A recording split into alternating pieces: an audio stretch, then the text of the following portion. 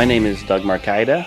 I am a Filipino martial arts practitioner, and I have deep roots in Pequiti Tercia, Cali de Leon, and Barako Batangueño Balisong.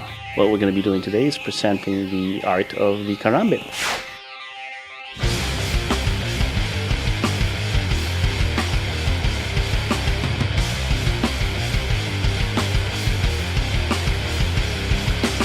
I got started with initially with Omar Hakim when I saw Pequiti Tercia. I learned the other facets of Pequiti through Bill McGrath and Tom Bizio before graduating on to Grand Tuhon Leo Gahe, the head of the system. I also have roots with Cali de Leon under Master Guru Jun de Leon, and the Barako Batangueño, which is not really a system but more of a philosophy of training, through Tito Jun Saludo. And these are the three main Holy Trinity, I call them, of my teachers. My first exposure to the Karambit was through Omar Hakim. He showed me the Karambit as one of the feral untamed blades of his relationship with Silat. I also learned the Karambit from Marpati Puti instructors when I was in the Air Force, and we had an exchange program with some of the Indonesian Air Force instructors.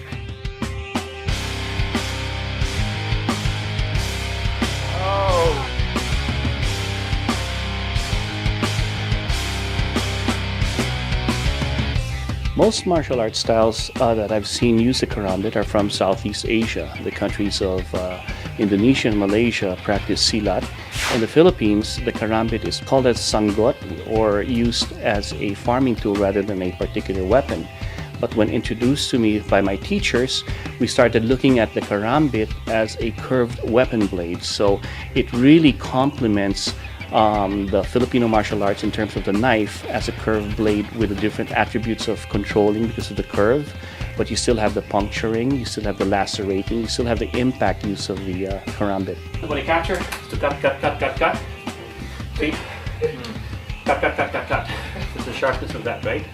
The design of the Karambit is once again made to mimic the claws or the tooth of some animals. It has the ability to control and hook into its prey.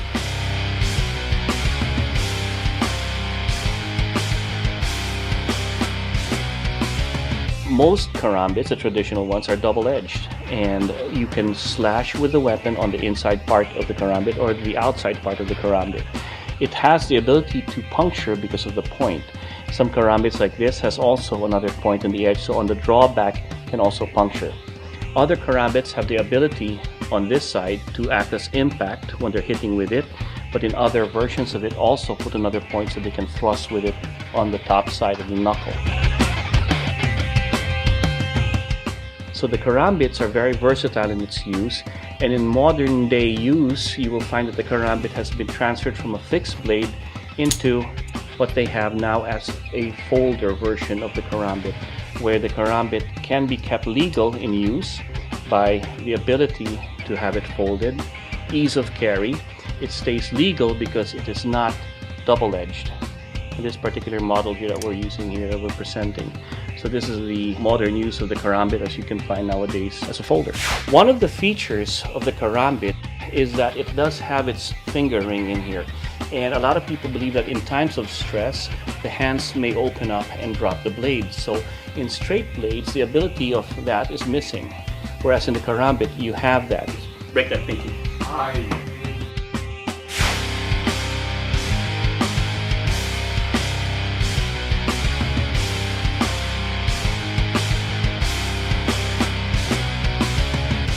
One thing you want to try to, he catches it. Punch here. Blade goes underneath. Shoot it in and down. Come up. Ha. Most of the students I train are civilian practitioners of the art, but I do have a lot of law enforcement personnel, military guys that come to us. Most of the blades that are used for law enforcement are used as a backup. We always go to the primary weapon when the lethal use of force is allowed. The primary is always a firearm. Let's say they're not able to get to their firearm, they use the Karambit, and when it opens, they can just cut away so that they can back to their regular gun. I can control. Just the pressure on there, see that? Wrist lock. So it's like a half a handcuff, right? Putting videos of my art, putting videos of the brothers that I teach, my students, my friends that we put together, and celebrating the art allows me to enjoy what I'm doing and share that fun. Putting that video together really is for my sons. I have 3 sons that really enjoy it. They think it's something special when I spend time away from them, and to do this, they get a chance to see this and see what their dad's up to.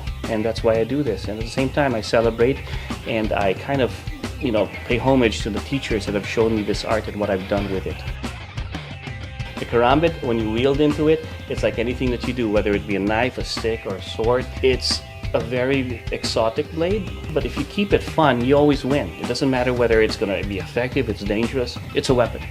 It's edged. Like my teacher used to tell me, it's an exclamation point to any sentence you make.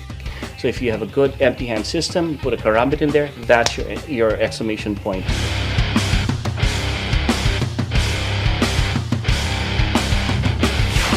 You're watching Inside Martial Arts.